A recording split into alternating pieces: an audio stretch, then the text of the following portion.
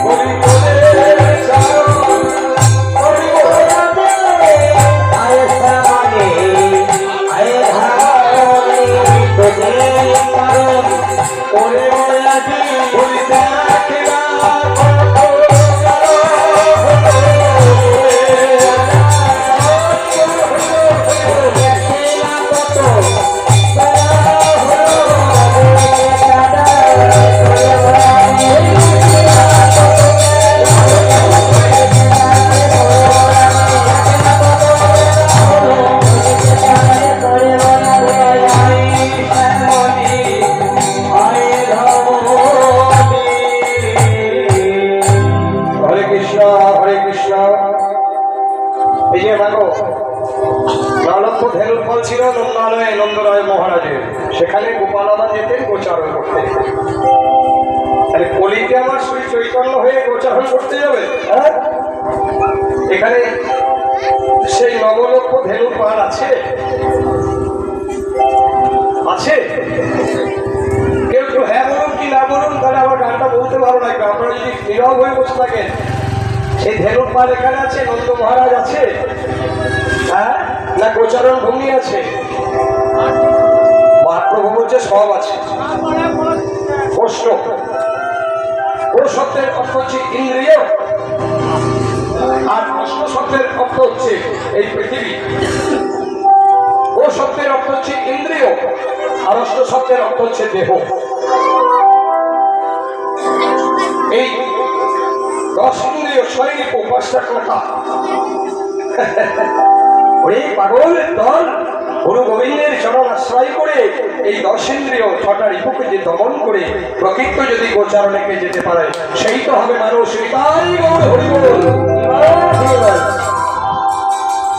চুরাশি লক্ষ জনে ভ্রমণ করে মানব জীবন পেয়েছি আমরা। জলয়ান বলক্ষামি কি পক্ষিণাঙ্গ সুরক্ষামি একাদশ সংখ্যক কৃমি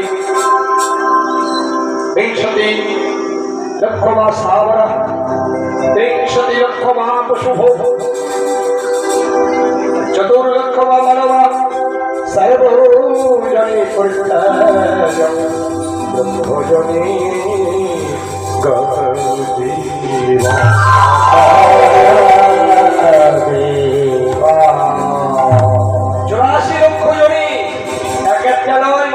জন্ম হতে গেলে 84 লক্ষ বার জমি ভ্রমণ করতে হয়েছে। তাহলে মহাপ্রভু এসেছেন নবদ্বীপের মাঝে শ্যামলী ধবলীকে ডাকছাই। শ্যামলী ধবলী মানে নন্দরাজার কিছু গরুর নাম ছিল, ভেনুবৎসের নাম ছিল, জানেন? আমরা গরু পুষি তো, যেমন পাখি পুষি, কুকুর পুষি, বিভিন্ন রকম নাম রাখি, তেমনি ভগবান শ্রীকৃষ্ণচন্দ্রের আদরের নাম ছিল শ্যামলী, ধবলী, বিহারি। শ্যামলী মানে কালো, ধবলী মানে সাদা, বিহারি মানে হচ্ছে লাল। এগুলো খুব প্রিয় প্রিয় গোবৎস ছিল।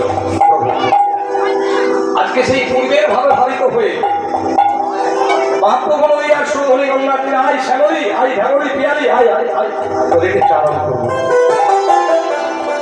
ওগো তা নয়, মহাপ্রভু কাদেরকে ডাকছি জানো?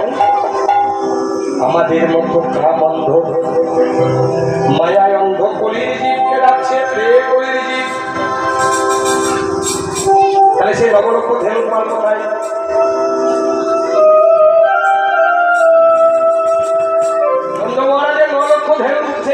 গরুগুলো কোথায়? সেই গরুগুলো হচ্ছে আমরা। সেই নবলক্ষ যে ধেনু ছিল, গরু ছিল নন্দ রাজার, কৃষ্ণচন্দ্র গোচারণে গিয়ে গিরিগোবর্ধনে গোচারণ করতেন।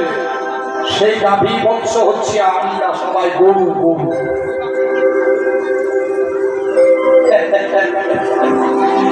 গরু দেখুন আমার ব্যাখ্যা দিয়েছে। ও শব্দের অর্থ ইন্দ্রিয়, রু শব্দের অর্থ হচ্ছে আলো। ইন্দ্রিয়কে দমন করে গুরুর চরণ ধরে যেজন আলো শিখায় পৌঁছায়, অর্থাৎ জ্ঞানে প্রজ্বলিত প্রদীপ যার হৃদয়ে চলে ওঠে, তিনি হচ্ছেন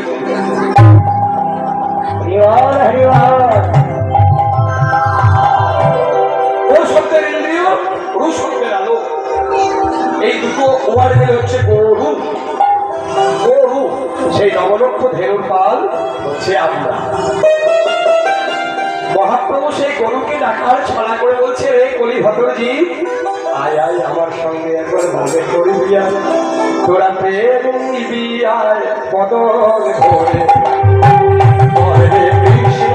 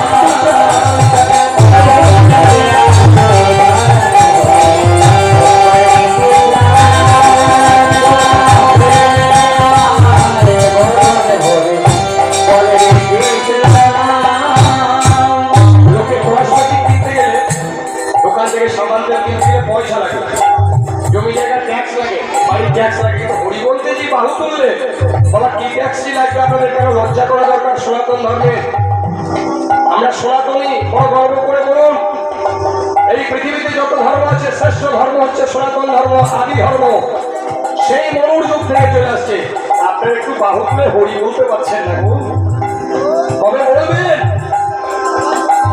এমন মধুমাটা নাম ছড়িয়ে যাচ্ছে, মহাপ্রভু ছড়িয়ে দিচ্ছে আপনাদের জন্য। বলুন একবার ধরিয়া জয় ধরে দেবেন মহাপ্রভু। শ্রী গুরু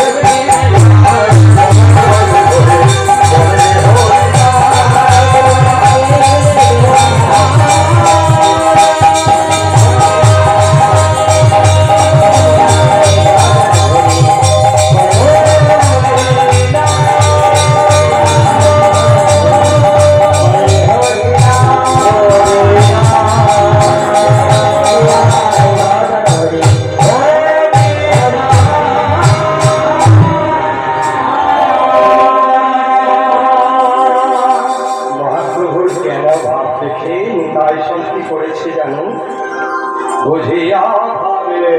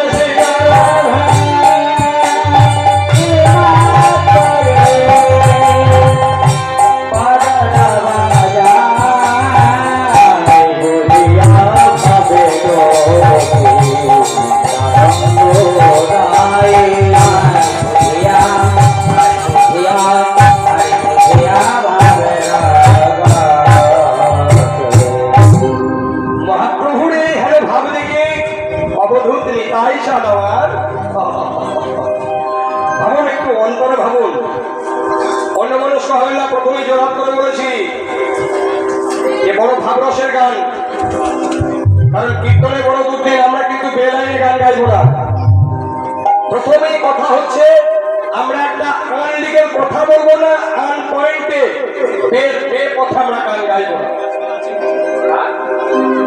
এটাই হচ্ছে আমার দৃঢ় সংকল্প। বৈষ্ণব পদাবলী সাহিত্য, শ্রীমদ্ ভগবদ গীতা, চৈতন্য চরিতামৃত, এগুলো নিয়ে হচ্ছে কীর্তন, সেগুলোই হারিয়ে যাচ্ছে। আমরা কিন্তু যতটা পারবো এই সম্পর্কে বাঁচিয়ে রাখবো, এটা আমার সংকল্প। তাহলে নিতাই চাঁদ কি করেছে? আমার বহু সুন্দর শ্যামলী ধবলী বলে ডাকছে, আর নিতাই চাঁদেরও সেই ভাবের উদয় হয়ে গিয়েছে।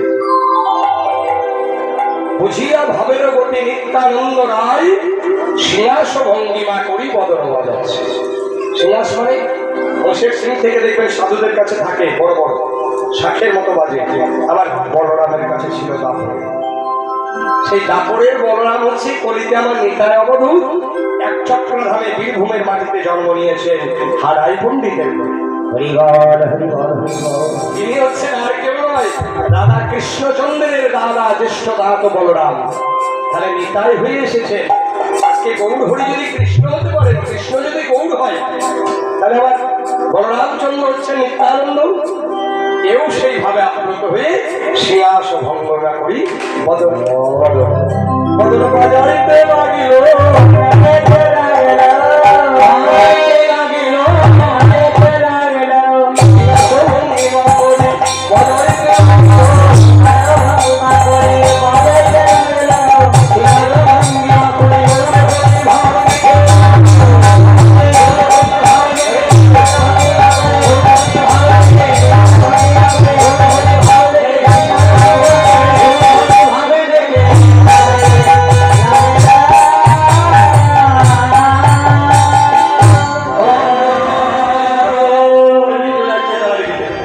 যাই হোক এহেন ভাব দর্শন করেছে করে এবার কি এসছে ধাইল পণ্ডিত গৌরী দাসে যারে না পণ্ডিত গৌরী দাস যারে না পণ্ডিত গৌরী দাস যারে না পণ্ডিত গৌরী দাস যারে না আরে ভাইয়া বলে ভাইও ভিড়া ভাইয়া রে বলে ভাইও ভিড়া ভাইয়া রে বলে ভাইও ভিড়া ভাইয়া রে